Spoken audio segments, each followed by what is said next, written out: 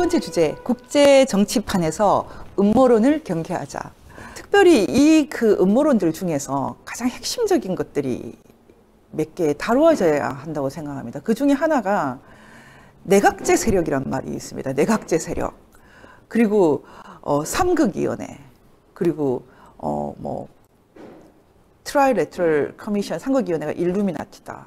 헨리 키신저, 브레진스키 이런 등등 이런 일군의 이런 국제 정치의 정통 국제 정치판하고도 이렇게 겹쳐 있는 그런 음모론이 있습니다. 저는 솔직히 고백하면 근거가 전혀 없다고 생각하지 않습니다. 굳이 얘기하다 보면 이 근거가 분명히 있습니다. 그런데 제가 오늘 당부드리는 것은 잘못하면 음모론에 빠져들면 모든 것을 이 음모적으로 이렇게 환원을 시키기 때문에 이 지적으로 굉장히 게을러집니다. 모든 것을 전부 다 음모로 기승전 일루미나티 이렇게 가버리고 나면 정작 이 링 위에 이 판이 벌어져 있는 그곳에서는 무력화되고 아주 힘없이 패배합니다. 이 국제 정치판 위에 가장 오래 있는 선수 중에 한 사람이 헨리 키신저 박사입니다. 헨리 키신저 박사가 갖고 있는 생각의 핵심은 베트남 전쟁 와중에서 미국이 나아갈 길을 어떻게 봤을까? 중국하고 상당히 친화적으로 갈 수밖에 없다라는 결론이었습니다. 왜냐하면 미국에 있어서 20세기 후반, 다시 말하면 2차 대전이 끝난 이후 거대한 세력으로 등장한 이 소련 제국주의에 대항하는 한 가지 방법을 미국은 봉쇄라는 개념 속에 정리를 했습니다. 여러분, 그 대소봉쇄의 아버지라고 불리는 이 조지 캐넌. 제가 아예 이 책을 여러분에게 소개하려고 들고 왔습니다. 우리가 음모론에 빠지지 말고 일단 공부부터 하자. 이것이 오늘의 주제입니다. 여러분, 이 책 지금 조지 캐넌의 미국 외교 50년 이 책을 공부해 주셨으면 좋겠습니다. 우리가 지금 일루미나티니 프리메이슨이니 그런 거 공부하는 것보다 더 중요한 것은 선수들을 트레이닝하기 위해서 더 중요한 것은 책을 좀 읽어야 된다는 것입니다. 이 조지 캐넌의 미국 외교 50년 이 책을 여러분이 읽었으면 좋겠습니다. 이 책을 보면 20세기 후반 미국 외교 정책의 핵심이 대소봉쇄다. 그리고 기본적으로 소련을 아주 두려워한다. 이런 것을 알 수 있습니다. 제가 오늘 전환기의 세계보기 첫 번째 주제가 소련에 대한 미국 사람들의 포비아의 실체가 뭔가 이런 얘기였는데요. 잠깐 말씀을 드렸지만 그 핵심에 도달하지는 못하고 지나왔습니다. 결국 이번에 트럼프 특검을 보면 아시겠지만 이미 러시아가 이빨 빠진 호랑인데 뭘 그렇게 두려워서 이렇게 2년 동안이나 미국 사람들이 정신을 잃고 있었나. 이번에 트럼프 대통령이 김정은을 만날 때조차도 CNN은 김정은 만나는 하나의 보도는 거의 하지 않고 하루 내내 코언 청문회를 보도했습니다. 어떻게 2년 내내 지금 미국이 이 지경이 되었을까요? 이번에 뉴욕타임스가 반성문을 썼습니다. 도대체 우리가 무슨 짓 한 거야? 우리 모두가 바보가 됐어. 이런 반성문을 썼어요. 이 뉴욕타임스는 트럼프 탄핵시켜야 한다. 이런 글을 냈던 언론입니다. 그것도 예전 닉슨 워터게이트 사건을 취재했던 기자의 입을 빌어서 탄핵을 부추겼습니다. 그런 뉴욕타임스가 반성문을 쓸 정도니 물론 뉴욕타임스가 쓴 것은 아니고요. 역시 외부 기고자가 썼지만은 그렇게 실른다는 것 자체가 반성문이죠. 이 상황까지 왔다라는 것은 미국 사람들이 정말 마음속 깊이 소련에 대한, 러시아에 대한 깊은 공포심을 갖고 있다라는 것입니다. 그 정도로 거대한 공포의 실체일까? 예전에 노벨상을 받았던 윌리엄 골딩의 파리대항이라는 소설이 있죠. 과연 러시아는 파리대항에 불과한가? 공포의 실체가 알고 봤더니 파리 한 마리였죠. 아니면 정말로 무서운 상대인가? 저는 개인적으로 그렇게 무서운 상대가 더 이상 아니라는 게 제 생각입니다. 제 생각이 틀릴 수 있지만 지난 2년간 미국 사람들이 스스로에게서 깊은 러시아 공포감, 포비아를 발견하는 시간이었죠. 그러나 그것이 그렇게 실체적인 것은 아닐 수 있다라는 것을 우리가 먼저 생각할 필요가 있습니다. 하지만 키신저가 대중국 외교를 기획할 때는 정말 공포의 실체였습니다. 그래서 키신저를 음모론의 주인공으로 만들기 전에 국제정치학자로서 이 사람이 말하고 있는 합리적인 말도 들어봐야 됩니다. 1970년대 말에 중국과 수교를 맺고 중국을 통해서 대소봉쇄에 나섰던 미국의 입장이 있었고, 어쨌든 그것은 실패로 끝나지 않았습니다. 중국은 경제적으로 성장이 됐고 러시아는 어쨌든 거의 자유민주주의라고 말할 수 있을 정도로 소련은 해체되어서 새로운 길을 걷게 되었고, 자유진영의 입장에서는 이미 승리가 확정됐다는 것은 아무도 부인하지 못할 것입니다. 그러나 지금에 있어서 우리가 다시 한번 검토해 봐야 될 것은 다른 얘기입니다. 그것은 러시아를 공포의 실체로 보고 러시아를 막기 위해서 중국과 하친을 주장했던 브레진스키나 헨리 키신저를 악마화할 것이 아니라 그들이 얘기했던 것의 그 합리성에 대해서도 주목을 해봐야 합니다. 제가 오늘 국제정치판에서 음모론을 경계하자 이런 캐치프레이즈를 가져왔던 이유는 그 미국이 이제 또 판이 바뀌고 있다라는 것을 말씀드리기 위해서입니다. 지금 미국은 어떻게 판이 바뀝니까? 브레진스키의 책 제목이 참 멋있죠? 여러분, 이 브레진스키의 책 제목을 한번 보십시오.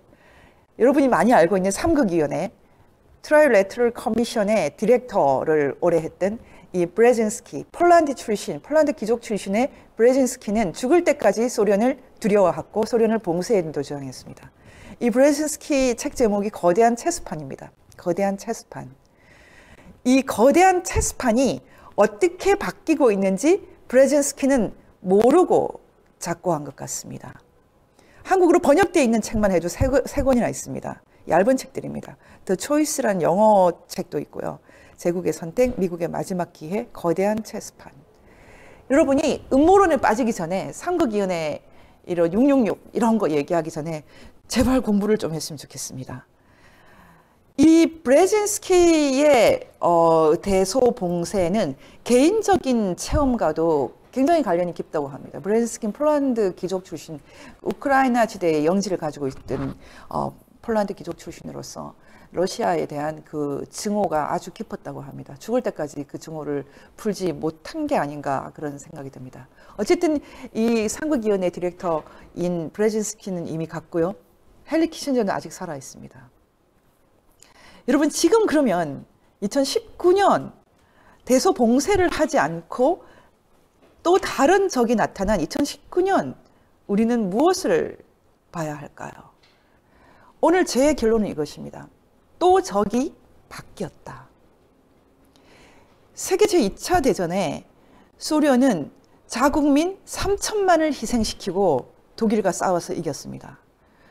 1945년이 지나자 불과 몇 년 사이에 그 독일과 물론 전체는 아니지만 4분의 3에 해당하는 서독과 그리고 그 적이었던 일본이 미국과 편을 먹어버렸습니다.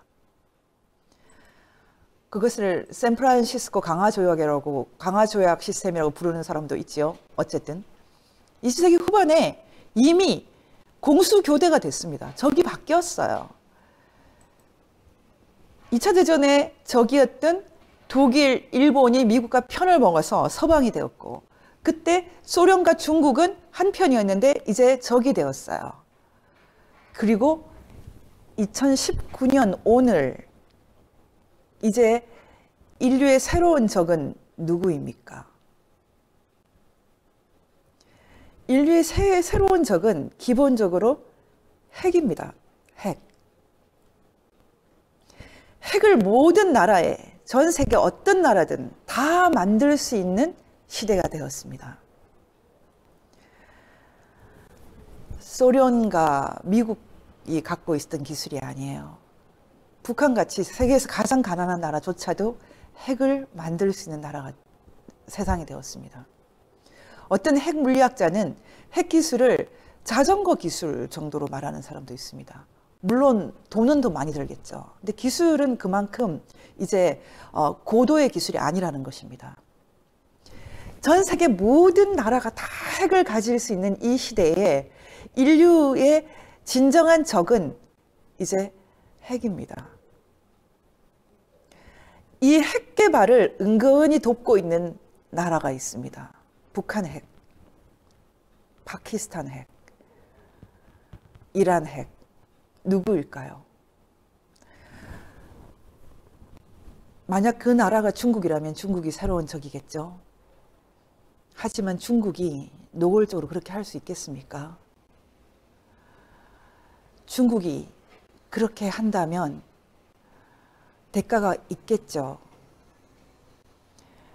인류의 새로운 적이 중국이다. 이렇게 말하지 않겠습니다.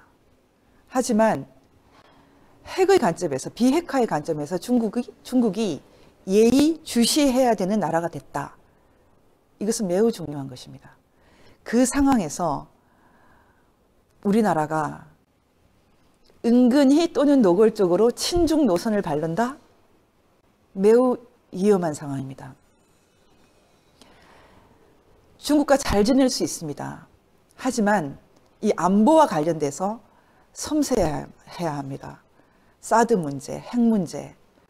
너무 지금 한국 정부가 쉽게 접근하고 있습니다. 중국이 적이라고 말하지 않겠습니다. 하지만 핵은 적입니다. 이 핵이, 비핵화가 근본적인 수준으로 전 세계에서 해결되는 상황이 아니면 평화는 쉽게 오지 않을 것입니다.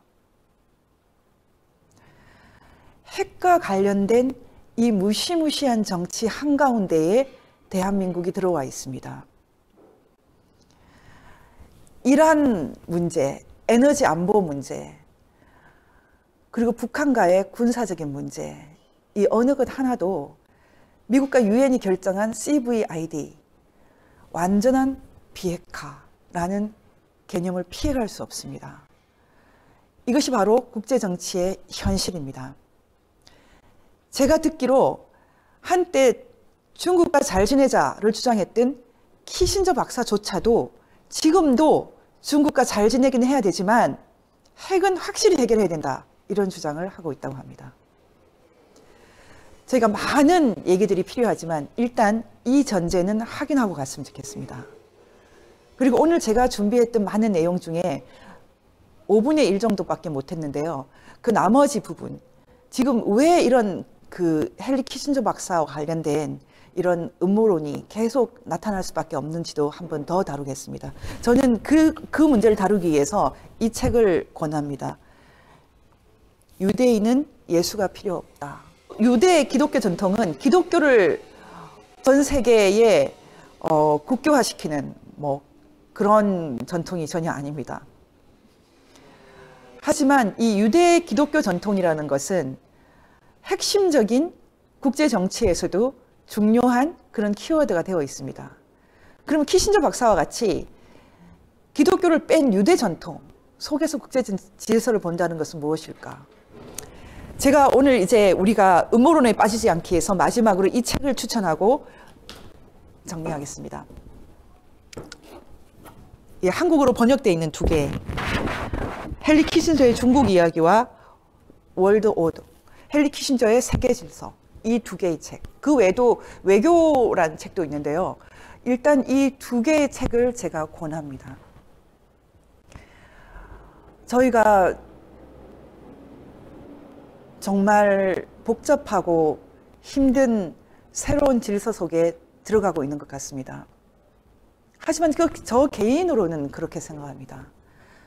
별로 복잡할 게 없다 이렇게 생각합니다. 기존의 제도 언론에서, 대학에서, 학교, 각종 학교에서, 그리고 우리의 많은 스승님들이 저희에게 제대로 길을 가르쳐 주지 않고 있습니다. 우리가 잘못하면은 많은 가짜 뉴스에 빠지고, 잘못하면 또 많은 음모론에 빠지고 우왕좌왕 길을 잃습니다. 그래서 이런 시대에는 직접 공부를 좀 했으면 좋겠습니다. 그래서 제가 오늘 이 세 번째 주제로 국제정치판에서 음모론을 경계하자, 이런 캐치프레이즈를 말씀드리면서 공부를 좀 열심히 하자, 이런 당부도 드리겠습니다. 오늘 제가 제시한 세 가지 주제는 앞으로 계속 심화해 나가겠습니다. 곧 다시 뵙겠습니다. 감사합니다.